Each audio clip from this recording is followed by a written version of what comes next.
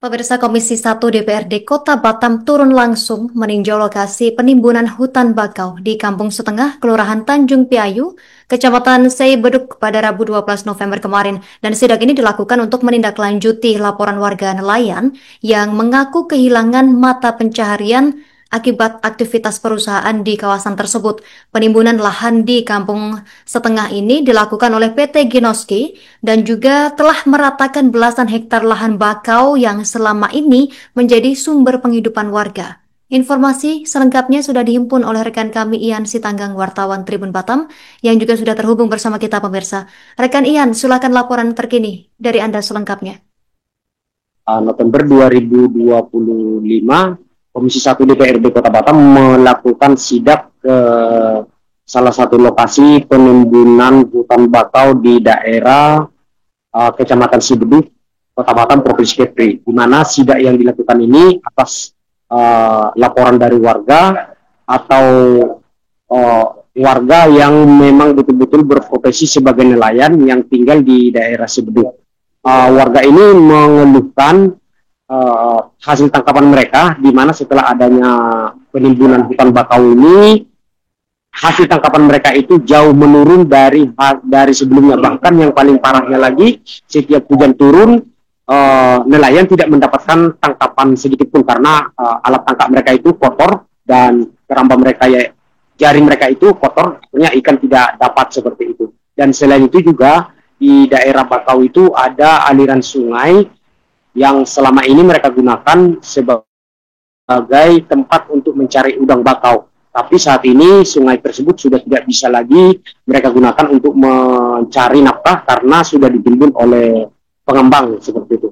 Dan dari hasil sidak yang di lapangan bahwa DPRD menemukan pengembang yang melakukan penimbunan itu tidak bisa menunjukkan surat sedikit pun di lokasi.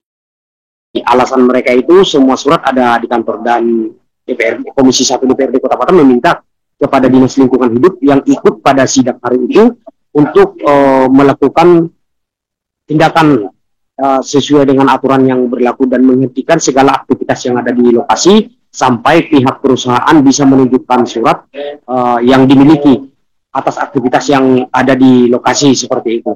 Dan kemarin juga kami sempat berbincang sama Ketua RT di tempat, yakni Pak Ahad, di mana mereka mengatakan bahwa sebelumnya mereka pun dikasih uang pengganti atas hilangnya mata pencaharian mereka di sungai yang ada di lokasi. Tapi untuk lahan sendiri sampai saat ini belum ada dibicarakan pengganti rugi seperti itu, seperti yang dialami oleh salah satu warga Jailani yang ada di lokasi, dan dia meminta sampai saat ini belum ada komunikasi dengan perusahaan untuk penggantian lahan dia. Sementara dia sendiri, Pak Jailani ini, sudah tinggal di daerah tersebut selama 80 tahun.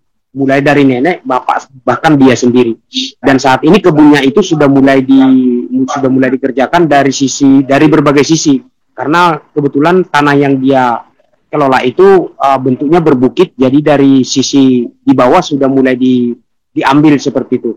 Dan dia pun berharap Komisi 1 DPRD Kota Batam bisa memberikan solusi agar perusahaan peduli terhadap masyarakat sekitar. Karena memang masyarakat sekitar itu hanya berharap dari hasil tangkapan yang mereka gunakan, yang hasil tangkapan mereka setiap hari seperti itu.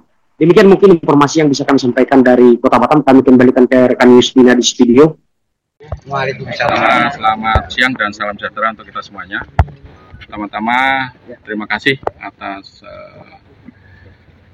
kehadiran dari DH, Satpol PP, Camat, Lurah, dan PTSP, dan seluruh anggota Komisi 1 yang hari ini kita turun ke lapangan atas aduan masyarakat, orang-orang tua kami yang hari ini terdampak atas reklamasi yang ada di Sungai Beduk. Dan per hari ini kami ke lapangan tidak mendapatkan surat apapun legal tentang ini. Ya, tadi beralasan dari pihak perusahaan akan disiapkan dulu, tapi yang jelas sidak hari ini saya minta dari DLH, karena kami juga belum megang apa-apa, sesuai ketentuan punishment yang ada, silahkan untuk dilakukan punishment yang ada.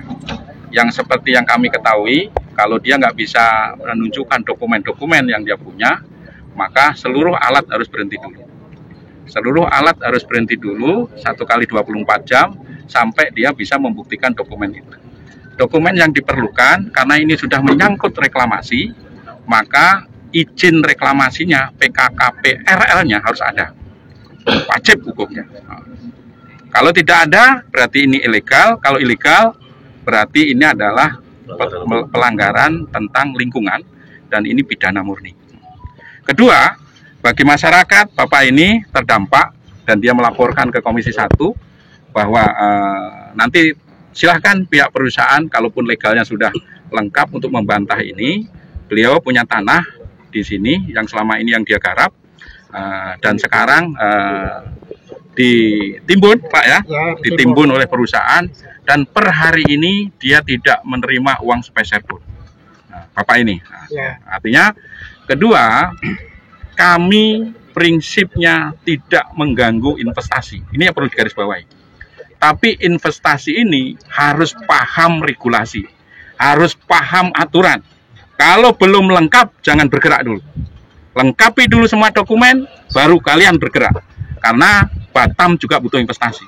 Tetapi jangan kacaukan investasi tanpa dokumen, kalian sikat semuanya.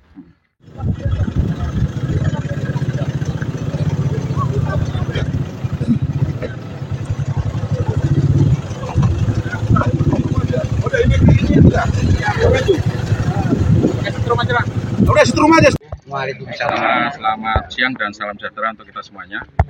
Pertama-tama terima kasih atas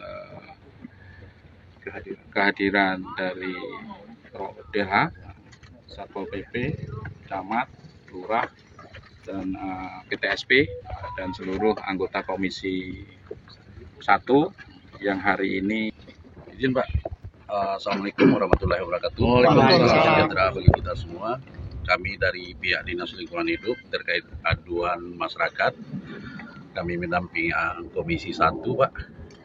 Terkait masalah kegiatan ini akan kami undang Pak, masalah legalitasnya apa yang dimiliki Pak.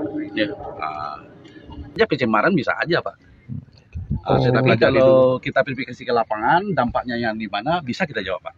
Dokumen yang jelas sehingga kita bisa melihat langsung nama PT-nya apa sesuai dengan dokumen, baru kita bisa cek apakah nanti dia sudah masuk dalam OSS, sudah memiliki izin apa saja gitu. Jadi kalau hanya download Tribun X sekarang, menghadirkan lokal menjadi Indonesia.